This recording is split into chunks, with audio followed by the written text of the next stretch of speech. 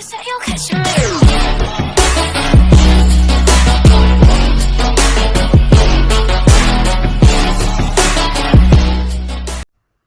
Hey, what is up guys? It is Shrimaratu. Today, I will tell you all about the Deccan Plateau.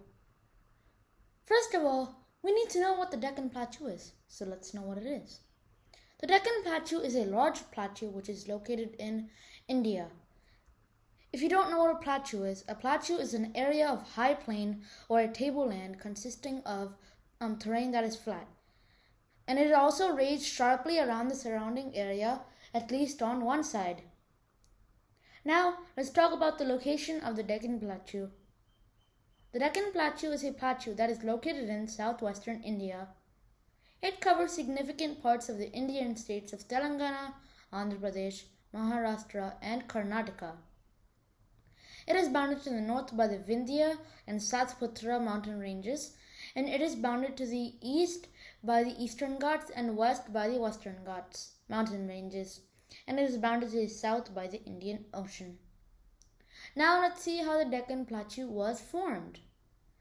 66 million years ago, the volcanic basalt beds of the Deccan were laid down in the massive Deccan Traps eruption.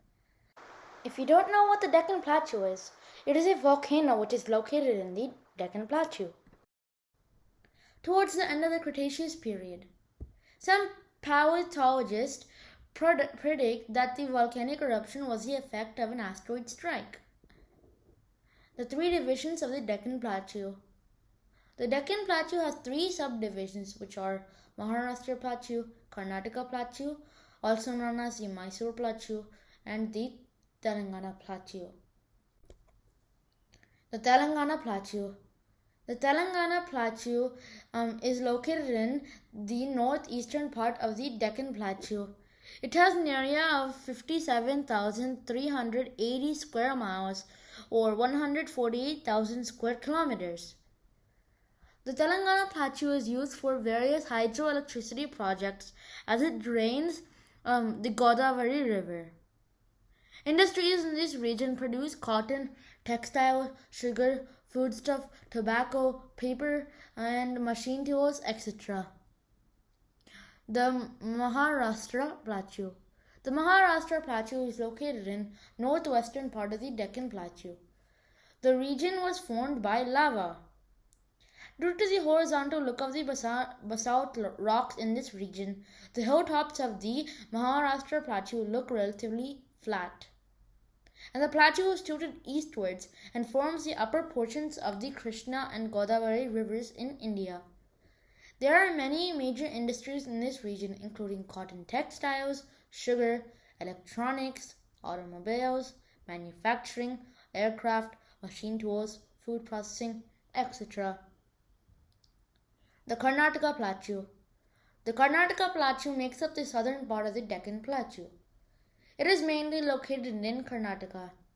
It has an area of 73,000 square miles or 189,000 square kilometers and an average elevation of 2,600 feet or 800 meters. The Karnataka Plateau has industries such as textiles, iron, steel, and aircraft and automobiles, manufacturing, telecommunication equipment, and machine tools. Now let's talk about some of the advantages of the Deccan Plateau. The Deccan Plateau is economically important to the Indian subcontinent as it comprises of many precious stones. The wealth of this plateau led to many empires such as the Mauryan Empire to fight over it with other dynasties. It is also very important as we can produce hydroelectricity from the Deccan Plateau.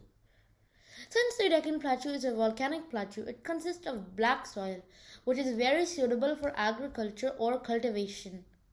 And the Deccan Plateau also has a lot of scenic views, which helps in the attraction of tourists, which also boosts the economy.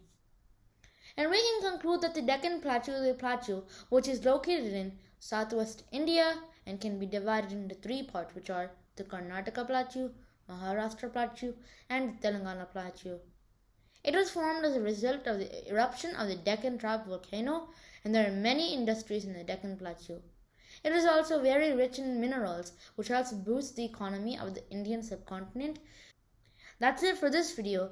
If you guys have any questions, please comment down below. Thanks for watching.